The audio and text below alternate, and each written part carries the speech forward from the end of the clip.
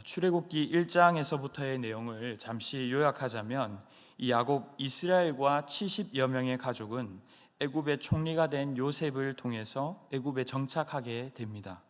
그리고 시간이 흘러서 야곱과 그의 아들들도 다 죽고 말았지만 하나님이 아브라함에게 약속하신 대로 이들의 자손들은 생육하고 불어나 번성했고 또 하늘의 별과 바다의 모래처럼 온 땅에 가득하게 되었습니다.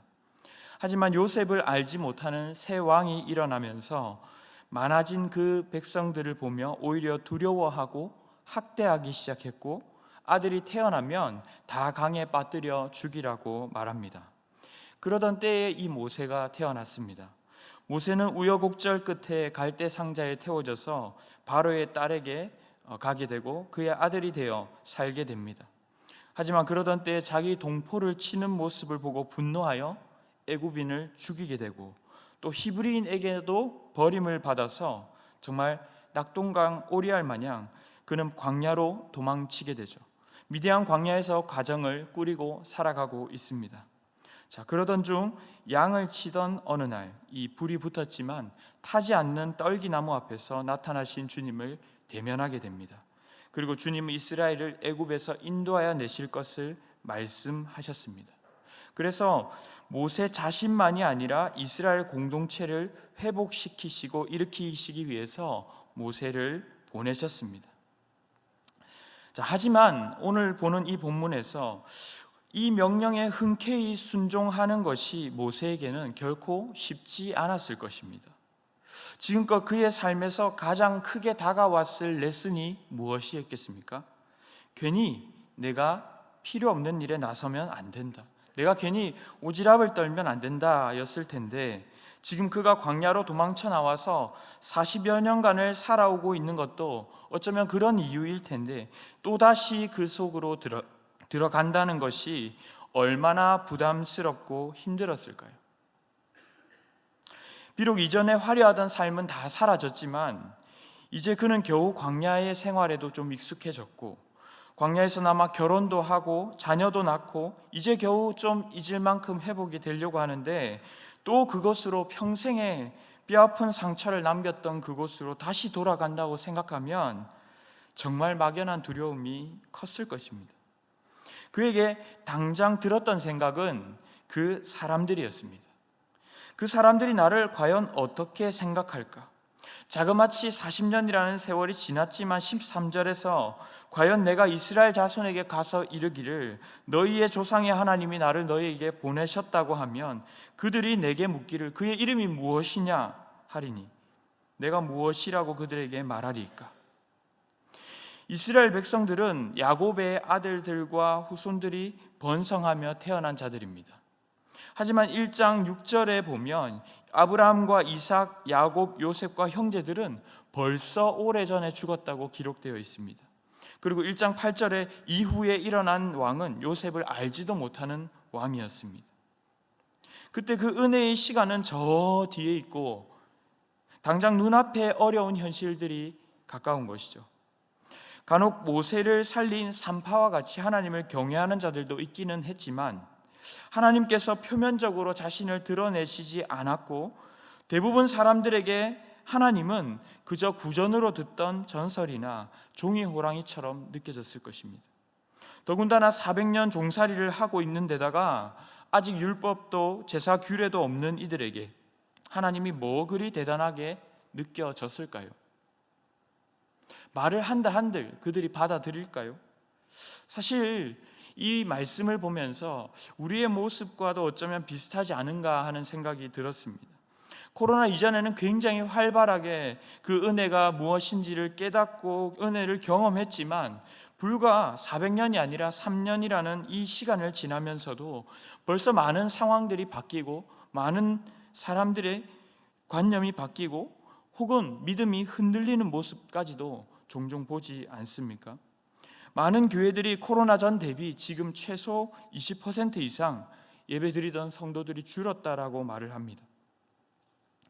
하지만 이제는 그나마 많은 면에서 묶였던 활동들이 풀리고 있고 가능하게 되었고 일상으로 돌아가는 모습을 보이지만 사람들의 태도와 생각은 많이 달라져 있는 것만 같습니다.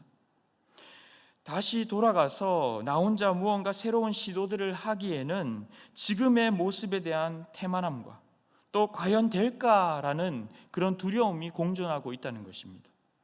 정말 이후에 이스라엘 백성들의 모습을 보면 참 아이러니합니다. 사실상 새로운 변화가 일어나기를 바라고 있습니다. 간절히 바라고 있습니다. 하지만 그러면서도 동시에 애굽으로 회귀하려고 하고 안주하려고 하는 태도 또한 보이지 않습니까? 마치 이런 것입니다. 어릴 때 꼭 수련회에 가면 들뜬 마음으로 갑니다. 거기에서 찬양하고 말씀을 듣고 기도하고 은혜 받으면 너무너무 함께 뜨겁고 좋습니다. 하지만 마지막 날 밤이 다가오면 왠지 모르게 다들 그 밤의 끝을 잡고 싶어집니다. 마치고 막상 삶으로 돌아가려니 시무룩해지면서 이 수련회가 끝나지 않았으면 거기로 다시 어떻게 돌아가나 하는 반응을 보이더라는 것입니다. 물론 은혜를 오해한 것입니다.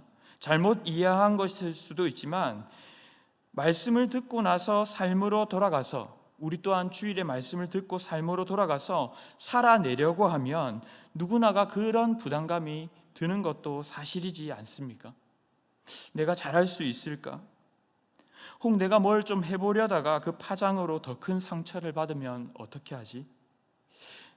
세상에서 나를 보고 다르다고 이상하다고 말하면 저는 뭐라고 말해야 합니까? 하는 두려움이 있다는 것이죠. 모세는 앞 11절에서 내적으로는 이렇게 고민했습니다. 내가 누구이기에 가며 인도해 내겠습니까? 그런데 13절에서는 대외적으로 또 하나님을 내가 누구라 말할까? 이 누구에 대한 질문이 아직 남아 있었습니다. 우리가 주님을 알고 경험하더라도 내가 누구인가, 또 하나님이 누구인가라는 이 질문이 해결되지 않으면 우리의 삶은 계속해서 흔들릴 수밖에 없습니다. 세상에 수없는 철학자들이 아주 존재론적인 고민을 많이 해왔습니다. 자신이 누군가인가를 말하기 위해서 열심히 애를 썼지만 결국 우리는 하나님이 누구이신가를 알지 못하면 내가 누구인지 알 수 없다는 것입니다. 그래서 여기에 대한 하나님의 답은 14절입니다. 우리 14절 말씀을 함께 읽어보겠습니다. 하나님이 모세에게 이르시되 나는 스스로 있는 자이니라. 또 이르시되 너는 이스라엘 자손에게 이같이 이르기를 스스로 있는 자가 나를 너희에게 보내셨다 하라. 아멘. 나는 스스로 있는 자이니라 이렇게 번역을 했지만 사실 직역하면 야훼는 야훼다, 여호와는 여호와다라는 뜻이죠. 무슨 뜻입니까? 여호와는 하나님은 세상의 창조주요 통치자이시며 절대적인 힘과 권위를 가지고 있음을 말하는 호칭이 바로 여호와입니다. 우리를 어디로 보내셨는가? 무엇을 들고 가도록 하셨는가?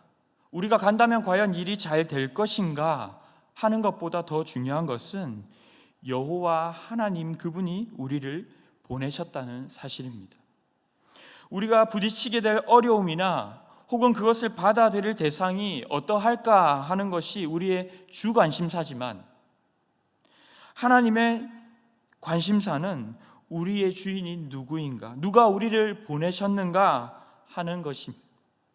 스스로 있는 자 할 때 이 사용된 동사는 하야라는 동사인데요, 나는 너희의 하나님이 되고 너희는 내 백성이 될 것이다. 내가 너로 큰 민족을 이루고 너는 복의 근원이 될 것이다. 이 축복하실 때, 약속하실 때 쓰셨던 바로 이 동사가 이 동사입니다. 사람들이 반응할 때에 그가 누구냐고 받아들이지 않을 것에 대한 고민을 털어놨는데 하나님의 답은 무엇입니까? 보낸 곳의 상황, 보낸 것의 환경이 아니라 오히려 하나님이 누구신가에 너야말로 집중하라는 것이죠. 하나님은 우리를 사용하셔서 공동체가 회복되고 세워지기 위해서 우리를 보내셨지만 사실 더 먼저는 우리가 먼저 하나님을 더 알고 신뢰하기를 원하신다는 것입니다. 하나님이 누구신지를 우리가 먼저 우리의 삶에서 경험하고 알기를 원하시는 것이죠.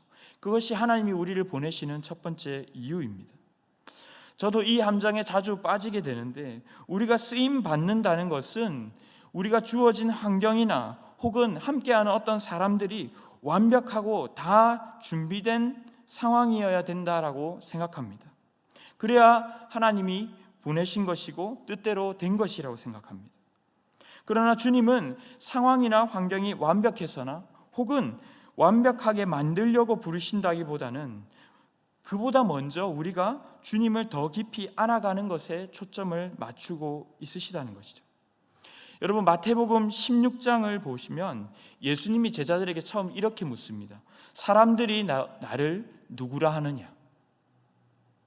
하지만 이 질문을 계속 읽어가다 보면 사실은 이 질문은 그 직후에 물으신 더 핵심적인 질문을 하기 위함이었습니다. 그렇다면 너희는 나를 누구라 하느냐? 어쩌면 사람들이 예수님을 제대로 알고 받아들일까 하는 것보다 예수님은 너희가 나를 정말 알고 있느냐에 더 먼저 관심을 두셨다는 것입니다. 여러분, 우리가 순종하고 나가려고 하면 우리의 예상과 다른 상황들이 너무나도 많습니다.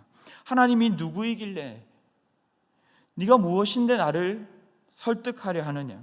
나는 인정하기 싫은데 기독교는 편협해 라고 말하며 혹은 우리의 뜻과 예상과 다르게 반응할지 모릅니다. 직장이나 학교뿐만이 아니라 내가 속한 가정과 교회 같은 곳에서도 내가 생각하던 반응이 일어나지 않을 수 있습니다. 하지만 주님의 보내심에 순종하는 것은 어떤 일을 하기 이전에 내가 주님이 어떤 분이신지를 몸소 경험할 기회라는 것입니다. 제가 좀 더 쉽게 예를 들어서 말씀드리고 싶습니다. 예전에 제가 아이들과 사역을 좀 오래 했었습니다. 초등부 사역을 하면서 아이들에게 전도 훈련을 시킨 적이 있어요. 저도 너무나도 이 전도 폭발을 하면서 또 뜨거움이 있었고 우리 친구들에게 그것을 전하도록 하고 싶었습니다. 그리고 노방전도를 해운대 백사장으로 나갔습니다. 여러분, 어떻게 됐을까요? 많은 사람들이 복음을 받아들이고 눈물을 흘리고 영적 기도를 따라하면서 그런 일들이 일어났다면 얼마나 좋았겠습니까? 거의 받아들이는 분들이 많지 않았습니다. 그런데 왜 이런 것을 했습니까? 라고 했을 때 제게 그런 마음이 있었어요. 이 아이들이 이 복음을 내가 알았는데 이 복음을 들고 저 사람에게 갈까 말까, 전할까 말까, 이 고민을 해보는 것이 수혜라고 생각했습니다. 돌아와서 보고를 하는데 그 내용이 줄을 이뤘습니다. 복음을 전할까 말까 하는 고민을 살면서 저는 단 한 번도 한 적이 없었는데 처음으로 그런 생각을 해봤습니다. 어떤 친구는 제가 처음 보는 사람에게 가서 진짜 말을 떼기 힘들었는데 복음을 전해봤는데요, 너무 어려웠어요. 근데 몇 번 해보고 나니까요, 제 친구한테는 한번 해볼 수 있을 것 같아요. 제가. 어떤 친구는 복음을 전하려고 하다 보니까요, 제가 잘못한 게 좀 찔리는 게 자꾸 생각이 나더라고요. 그래서 그냥 앉아서 계속 회개 기도하다가 왔어요. 어떤 친구는 복음이 진짜인데 왜 안 받아들이는지 모르겠어요, 이렇게 반응하는 친구도 있었습니다. 여러분, 주님의 보내심을 받을 때요, 어쩌면 가장 큰 수혜자가 누구라고 생각하십니까? 보냄을 받은 나 자신입니다. 예수님께서 제자들에게 지상 명령을 주셨지만 그들이 가는 곳 모든 사람이 예수님을 믿지는 않았습니다. 핍박을 당하기도 하고 거절을 당하기도 하고 문전박대를 당하기도 했습니다. 하지만 그 여정 속에서 제자들이 먼저 제자다워져 가는 모습을 우리는 성경에서 보게 됩니다. 하나님은 먼저는 연약한 모세의 믿음을 연단시키십니다. 왜냐하면 우리는 주로 우리의 편안함 속에서보다는 불편함을 통해서 더 자라기 때문이죠. 모세는 사람들이 하나님을 아는 지식이 부족할 텐데, 내가 말해도 그들이 받아들이지 않을 텐데, 그들은 모를 텐데 라는 변명을 내세웠지만 오히려 하나님은 뭐라고 말씀하시는 것과 같습니까? 이제부터 네가 나를 알게 될 것이다. 그리고 그를 통해 그들도 나를 알게 될 것이다 라고 하시는 것이죠. 그래서 주님은 정말 주님 말고는 상처나지에 바라볼 곳이 없는 상황에서 우리를 불러 보내십니다. 저는 지금껏 많은 분들의 간증을 들었지만 어느 누구도 단 한 분도 제가 정말 준비를 많이 했는데 드디어 준비가 되었습니다. 이제는 갈 준비가 다 되어서 이제 주님이 저를 보내십니다 라는 고백을 들어본 적이 한 번도 없습니다. 저 또한 전혀 예상치 못한 상황에서 준비되지 않은 것 같은 그때에 주님이 부르시고 보내시더라는 것이에요. 하나님의 두 번째 대답은 15절입니다. 우리 15절 말씀을 다 함께 읽어보겠습니다. 너는 이스라엘 자손에게 이같이 이르기를 너희의 조상의 하나님 여호와 곧 아브라함의 하나님, 이삭의 하나님, 야곱의 하나님께서 나를 너희에게 보내셨다 하라. 이는 나의 영원한 이름이요 대대로 기록할 나의 징언이라. 아멘. 예상과 다르면 어떡하죠? 사람들이 안 믿으면 어떡하죠? 어떻게 하면 저 사람들에게 뭔가 영향을 끼칠 수 있을까요? 라고 할 때 하나님은 내가 그들의 조상의 하나님이라고 말씀하시죠. 여기에서 묻어나는 건 역시 하나님이 어떠한 분이신가? 참 계속해서 답변이 비슷하죠. 하나님은 아브라함과 이삭과 야곱에게 하셨던 약속을 정확히 지키시는 분이라는 것입니다. 심지어 약속을 받았던 그들도 다 죽고 돌아갔지만 하나님은 그들에게 하셨던 약속, 창세기 15장 5절에서 아브라함에게 너의 자손이 하늘의 별들과 같이 모래와 같이 많게 할 것이라던 약속을 이미 이루셨고, 또 창세기 15장 13절로 14절에서는 아브라함에게 이렇게도 말씀하셨습니다. 여호와께서 아브라함에게 이르시되 너는 반드시 알라. 내 자손이 이방에서 객이 되어 그들을 섬기겠고 그들은 400년 동안 내 자손을 괴롭히리니 그들이 섬기는 나라를 내가 징벌할지며 그 후에 내 자손이 큰 재물을 이끌고 나오리라. 하나님은 애굽에서의 혹독한 시간과 그리고 그 후에 출애굽할 것까지, 재물을 이끌고 나올 것까지 다 약속하셨습니다. 그리고 창세기 35장에 보면 야곱에게도 그렇죠. 나는 전능한 하나님이라 생육하며 번성하라 한 백성과 백성들의 총회가 내게서 나오고 왕들이 네 허리에서 나올 것이다. 더 뒤의 일까지도 말씀하시는 것이죠. 내가 아브라함과 이삭에게 준 땅을 내게 주고 내가 네 후손에게도 그 땅을 주리라 하시고, 그 약속의 말씀을 오늘 본문 17절에 보면 또 하고 계신 것이죠. 가나안 땅을 허락하시겠다는 것입니다. 여러분, 세상이 다 변하지만 우리가 유일하게 믿을 수 있는 분은 누구입니까? 하나님 분입니다. 사람들은 세상이 자꾸 빨라지는 것 같아. 더 빨리 변하는 것 같은데 이것이 먹힐까? 과연 내가 따라갈 수 있을까? 모든 게 달라지고 예전 같지 않아. 문화가 바뀌었지.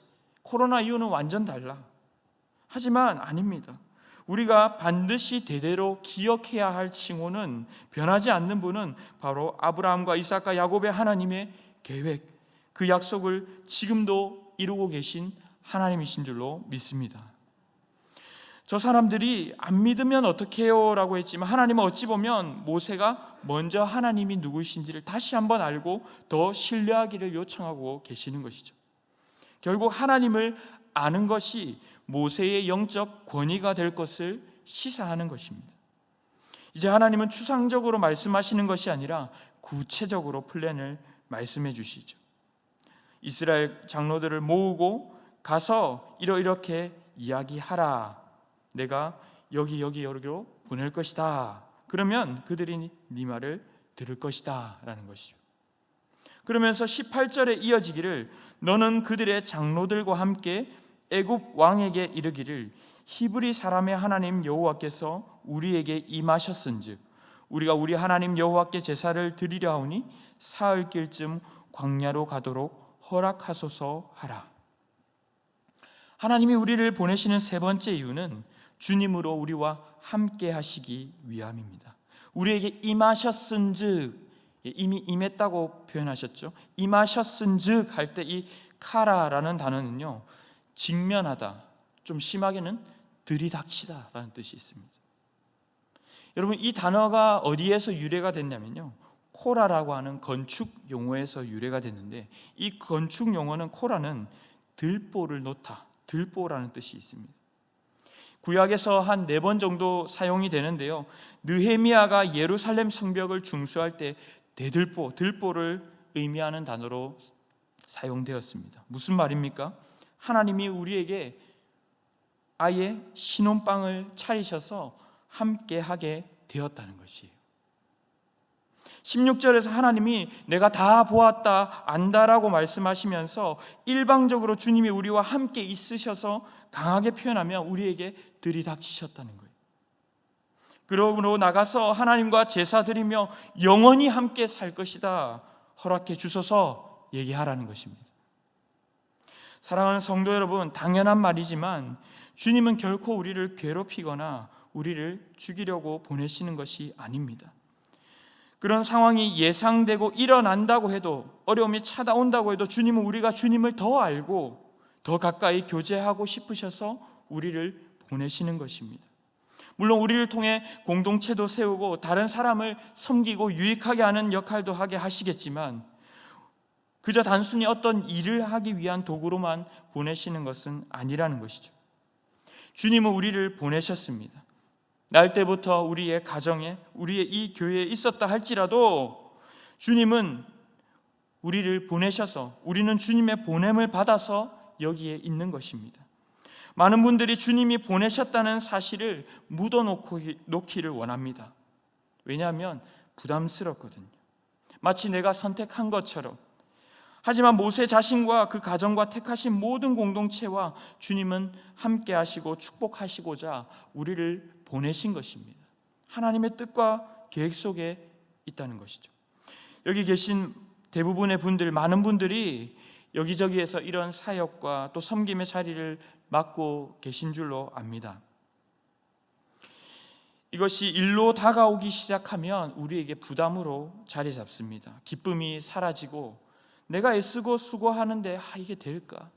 헛된 일인 것만 같습니다. 사실 저 또한 사역을 하면서 때때로 그럴 때도 있었습니다. 하지만 주님은 일 자체보다도 주님이 어떤 분인지를 우리로 더 알아가게 하시기 위해서 우리를 보내셨다는 사실을 기억하시기 바랍니다. 제가 5살 된 저희 딸을 키우면서 한 가지 요즘 깨닫는 부분이 하나 있습니다. 그것은 무엇이냐면, 옷을 제가 같이 입혀가면서 입는 것보다 그냥 저 혼자 입히는 게 편하다는 사실이에요.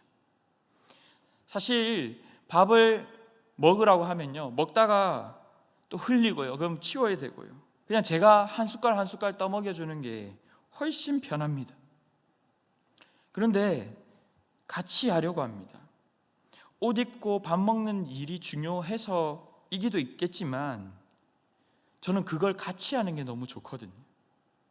불편하고 오래 걸리지만 그 과정들을 통해서 저희 딸이 저를 알아가고 저도 저희 딸을 알아가는 그 교제의 과정이, 기쁨이 너무 커서요. 멋모르고 목회를 시작한 지 이제 12년째에 접어들었습니다. 순간순간 내가 왜 여기에 있지? 이 길을 계속 가는 것이 맞나 생각 들 때도 있었습니다. 왜냐하면 저는 목회를 이해할 때 이렇게 이해했거든요. 다른 영혼을 섬기고 교회를 세워나갈 때에 마치 내가 소진되고 희생됨으로 공동체를 유익하게 만들어야 그게 목회인 줄 알았습니다. 물론 먼저 희생하고 섬기는 자가 되어야 하는 것도 맞지만 다시 돌아보니 오히려 그로 인해서 제 연약함을 보게 되는 복이 있었습니다. 사실 성도님들 위해서 기도하면 어떤 성도님들이 참 이런 말씀을 하십니다. 목사님, 참 기도해 주셔서 감사합니다.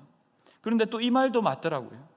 그래서 제가 주님 앞에 앉게 되더라는 것이, 저는 저를 돌아보게 되더라는 것이요, 제가 곁길로 가지 않게 순간순간 붙잡아 주시더라는 거예요. 저희 아내가 저에게 아주 가끔 종종 이런 말을 했습니다.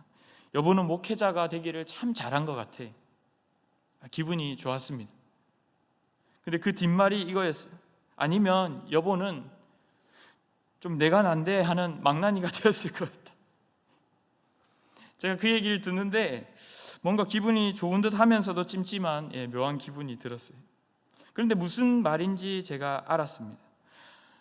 이 자리가 저에게 복이라는 것이었어요.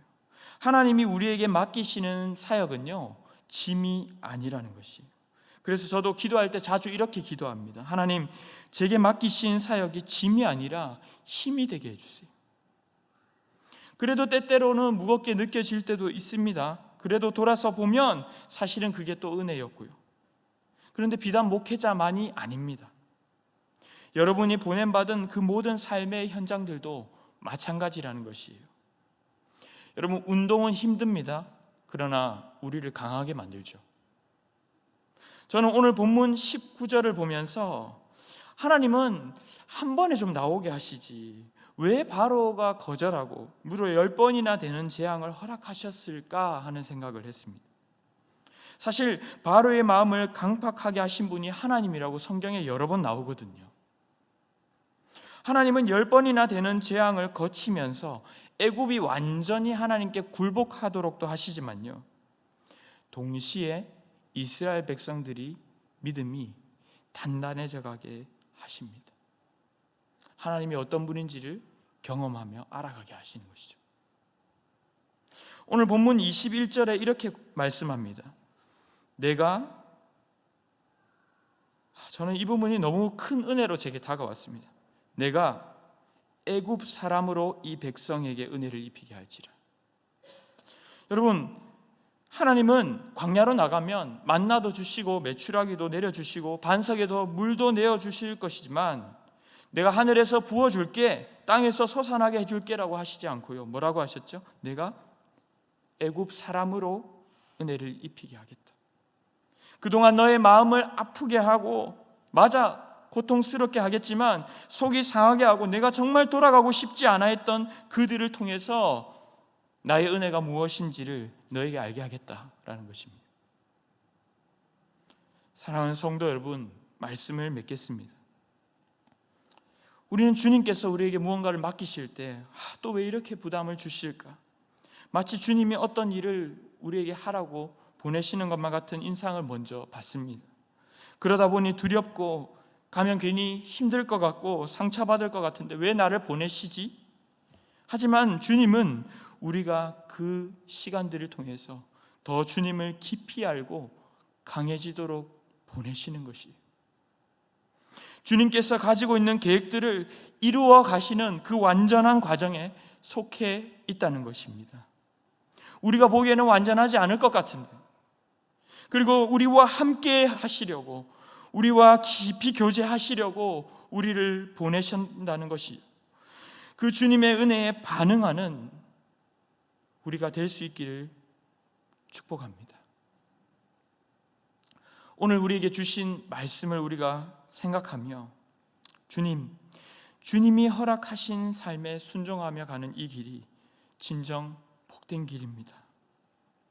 제가 보기에 완전하고 완벽하고 문제없고 흠없고 그것이 주님이 원하시는 주님의 길이 아니라 때로는 흔들리고 넘어지고 부족해도 주님이 보내신 그곳이 주님의 완전한 뜻을 이루는 그 자리입니다. 이렇게 고백하는 밤 되기를 주님의 이름으로 축복합니다. 우리 시간 다 함께 말씀을 기억하며 찬양하기 원합니다.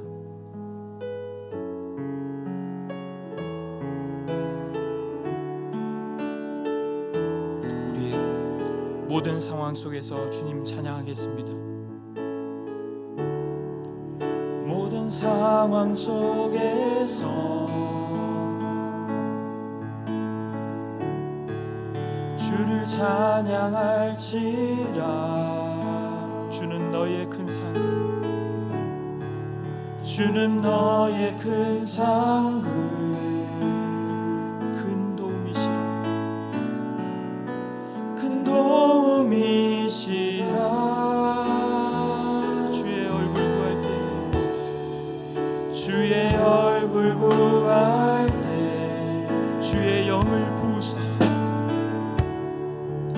주의 영을 부으사 크신 사랑 안에서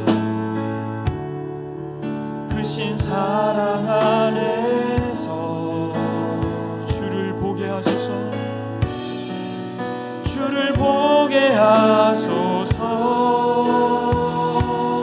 다 함께 고백하겠습니다. 내 영혼이 확정되고 내 영혼이 확정되고 확정되어 싸우니 믿음에 눈들어 주를 바라봅니다.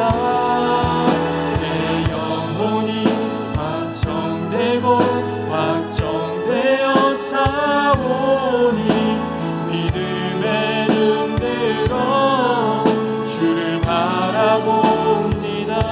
다시 한번 고백하기 원합니다. 모든 상황 속에서 모든 상황 속에서 주님을 찬양하십시오. 주를 찬양할지라. 주님은 우리의 큰 상급이 되십니다. 주는 너의 큰 상급, 큰 도움이시라. 큰 도움이시라.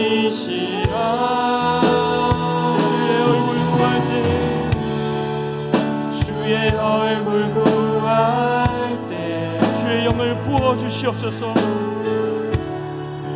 주의 영을 부으사 크신 사랑 안에서 크신 사랑 안에서 주님을 보기를 원합니다. 주를 보게 하소서. 우리의 마음을 고백합시다. 내 영혼이 확정되고 확정되어 싸우니 믿음에 눈들어 주를 바라봅니다. 내 영혼이 확정되고 확정되어 싸우니 믿음에 눈들어 주를 바라봅니다. 내 영혼이 확정되고 내 영혼이 확정되고 확정되어 싸우니 믿음에 눈들어 주를 바라봅니다. 내 영혼이 확정되고 확정되어 싸우니 믿음에 눈들어 주를 바라봅니다.